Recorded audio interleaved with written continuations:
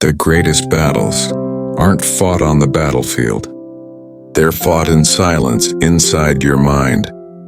This is the story of a boy named Ryan Carter, a man who learned that the only enemy that can truly defeat you is you. Ryan grew up in Denver, Colorado. Smart, talented, driven. But for years, he was stuck in a mental loop that felt unbreakable. Every day he woke up with the same thoughts. I'm not good enough. I always mess things up. I'll never make it. Those thoughts became chains. Invisible, silent, but heavy enough to crush everything inside him. He started believing the voice in his head more than the truth in his heart. That day, he hit rock bottom. He quit his job, lost his confidence, and sank into silence. But here's what people don't understand. Sometimes rock bottom isn't the end. It's the beginning of your awakening. That night, Ryan stood in front of the mirror, and for the first time, he really looked at himself. Ryan whispering to himself, "Why am I letting my own thoughts destroy me?"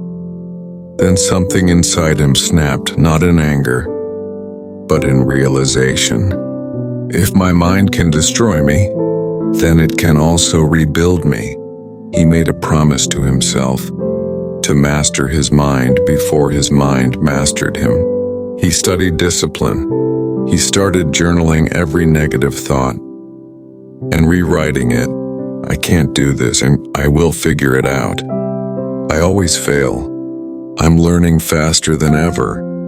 Nobody believes in me. I don't need them to. He didn't just change his thoughts. He changed his identity. Every rep, every mile, every quiet moment, he was rewiring his brain. He learned to observe his thoughts, not obey them. Because once you realize you are the driver of your mind, you stop living like a passenger. But the mind doesn't give up its throne easily. The old thoughts came back, louder, meaner. You're wasting your time. This will never work. You're fooling yourself. And for a moment, he almost believed them again.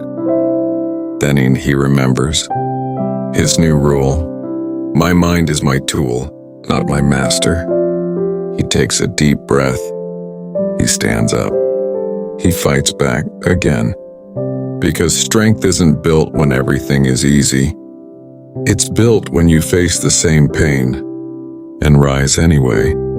The world started to notice, not because Ryan was perfect, but because he had become unbreakable. He learned that success doesn't start with talent. It starts with mental control. When your thoughts say you can't, you answer, "Watch me." When they whisper, "You'll fail," you say, "But then I'll fail forward." That's the difference between those who dream and those who rise. You don't need to destroy your negative thoughts. You need to defeat them with action. You don't need to be fearless. You just need to keep walking through fear, because the mind is the battlefield of destiny, and the one who controls it controls everything.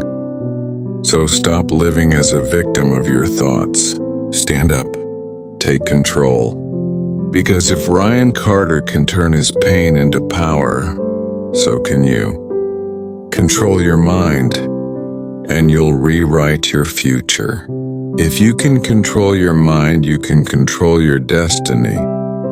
The real battle is not against the world. It's against your own doubts.